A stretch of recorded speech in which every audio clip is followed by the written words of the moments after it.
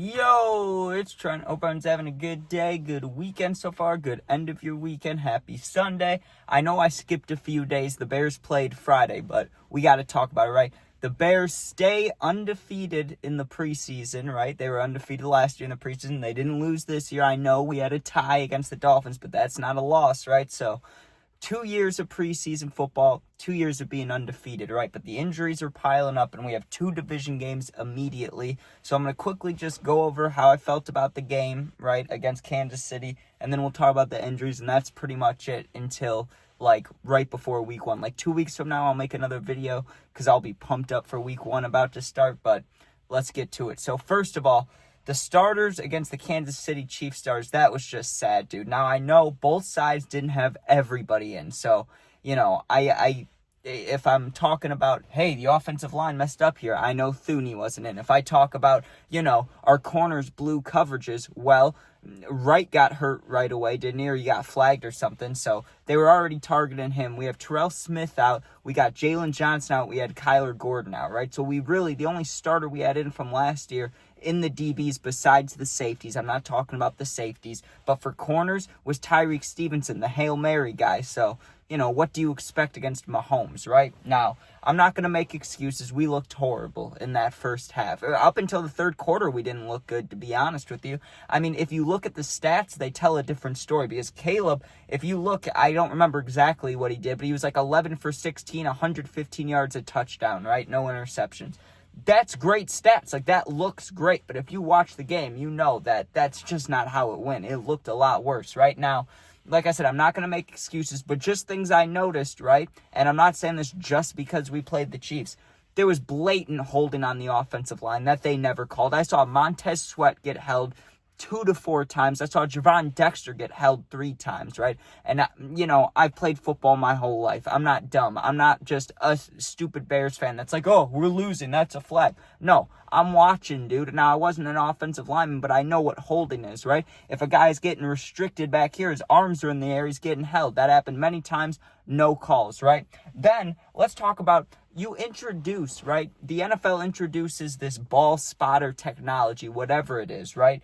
But yet, you can't figure out if a guy drops the ball on third down, and just because the offensive team runs up and hikes it real quick. The NFL, for how advanced they are, dude, that shouldn't happen. Now, I get it's nice when it happens for your team, right? When you know that your guy on third down dropped the ball or fumbled the ball or whatever, but you get a playoff quick enough to keep going. It feels good, right? But also, for how, sticky they are with the rules, for how, just you can't land on the quarterback with your body weight, and how, they really care about if you're out of bounds, the clock stops. If you're not, the clock's going. But yet you can't figure that out quicker about if he dropped the ball or not on third down. That pisses me off, right? And it wasn't a big deal. We still came back and won, but early in that first drive by Mahomes, right? He threw a third down pass. It got dropped. They called it a catch, and that pissed me off, right? But anyways, let's move on, right? Let's talk about that fourth quarter because the Bears were down 27-10.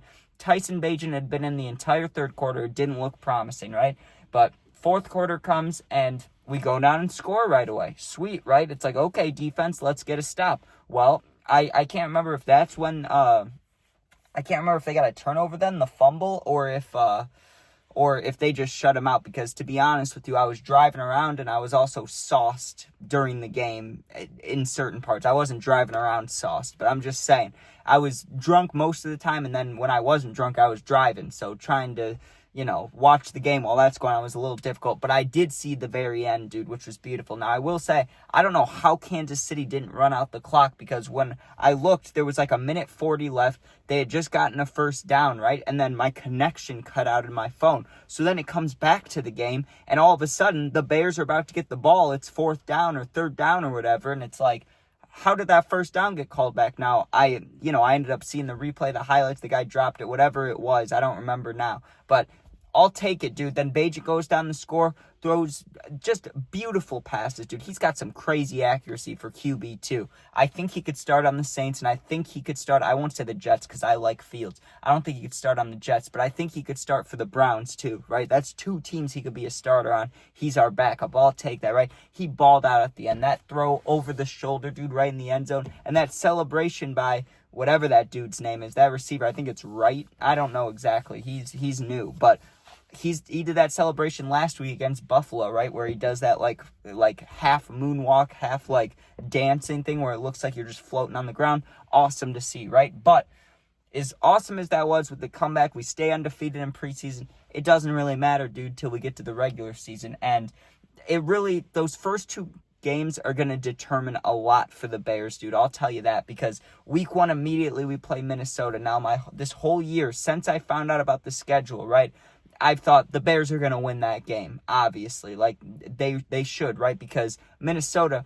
call J.J. McCarthy a second-year quarterback if you want, but he's basically a rookie, dude. He didn't play a single snap in regular season. He got hurt right away, dude. He was out the whole season. So I'm just saying, as a Vikings fan, I'd be nervous because if you're a Bears fan, if you've watched the Bears throughout the years, do you know how many times we've had a new quarterback in? Oh, this is going to be the guy. This is going to be the guy. Now, for the Packers, it's different. They get a guy. They sit him for 3 years. They play him. It works out for them. They know what they're doing in that aspect, right? But listen to this.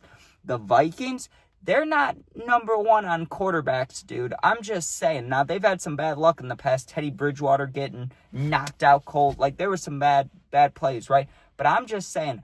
And Sam Darnold last year, that was more luck than anything. I mean, that was a good run team. That was a good coach team. I think a lot of quarterbacks could have gone in that system and made it work. Just like how people said that about Purdy, I'm saying that about Sam Darnold on the Vikings. So I don't think J.J. McCarthy comes in and does the same thing, to be honest with you. I think there has to be some slowdown, right? But here's my worry, because I thought we were going to win this game the entire offseason while I'm looking at it. Here's what it comes down to.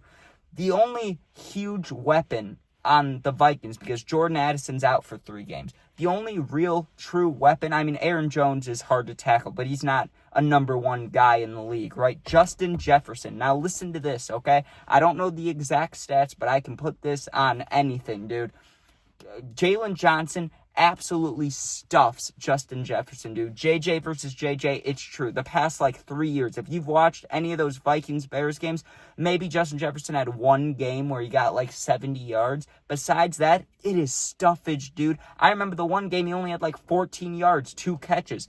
Pumped up, dude. We have great corners when they're healthy. Now, Jalen Johnson and Kyler Gordon were both out this week, and they're positive they'll be back for week 1, right? They're hoping that'll happen, dude. That's what's going to determine the win or loss.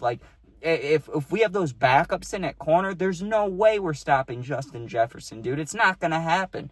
But if we have Jalen Johnson, Kyler Gordon, we're fine. The defense will stop them. We've been good on the run all preseason. I'm sure we'll stop the run some more. I mean, I believe fully they'll beat the Vikings if Jalen Johnson's healthy. But here's the problem. More guys keep getting hurt, dude. Gervon Dexter was hurt last week. He played in the game, so he's okay. But he got hurt a little bit. Terrell Smith's out for the season. Austin Booker's out a month with a knee injury. He was the only guy on the Bears defense getting sacks. So it's worrisome, dude. Then Noah Sewell went down in the game the other day. He's okay. He came back. But still, there's all these guys getting hurt, dude. It's very, very worrying. And I haven't seen Joe Thuney at all. Okay, I'm sure he's not hurt. I'm sure he's just on the sideline. But still, it just stresses me out, dude. Because it's we finally build up a team. We finally build up an offensive line. And now everybody's fucking getting hurt, It's come on, dude. And Cairo's misses, right? He missed an extra point, and then he got one blocked. That worries me, because what was the deal in 2018, dude? The Bears built a fucking beautiful team, right? They had a dirty offense, okay? And I didn't like Matt Nagy all that much, but I'll tell you this. He knew how to run an offense when he had his boys going, right? So we had an offense that was going. We had Vic Fangio on defense. Our only problem was the kicker, dude. So now I'm worried that's going to happen again. Even though Cairo has been very accurate for us, it's dude, I don't know. After that Packers loss last year because it got blocked, we could have swept them. I'm just worried about it, because what if we build up this team? The defense look good. The offense is Ben Johnson's offense. It looks amazing. And then we can't kick a field goal or extra point. That'll piss me off, dude. But before we end this video, I just have one thing to say. Like I said earlier, but now I'm going to elaborate a little more.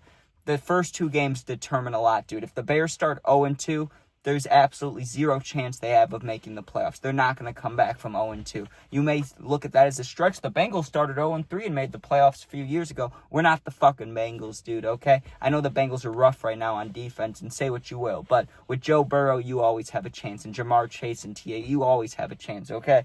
The fucking Bears, dude, if they start 1-1 or 2-0, because that Lions game week 2 is going to be just as hard as Minnesota, if not harder, that's the only chance they have. They have to go 1-1 or 2-0 because the Cowboys, I'm not worried about that.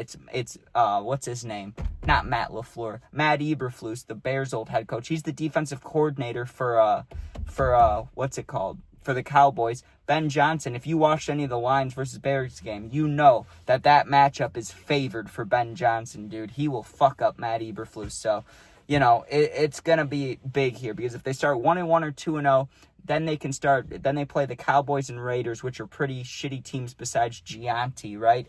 And Brock Bowers. So it's like, there's a chance they could be 4-1, 4-2 again, dude, or 2-2, or, we don't want them to be 2-2 because then they start 0-2, but like, they could be 3-1, they could be 4-0, anything around there, dude, and then they can build off from that but you never really know. It's hard to say that because last year we started 4-2 after going undefeated in the preseason, just like this year. Then we started 4-2, and then we lost 10 games in a row. So I'm not, getting my hopes super high. It's just that the past 4 or 5 years we've been slowly building the Bears up, dude. They've slowly, since 2020, that really awful season, and 2021 wasn't good either, and 2022 wasn't good either, dude. But it's just we slowly building up this team, and it's just, please, just let us make the fucking playoffs, dude. Just one time.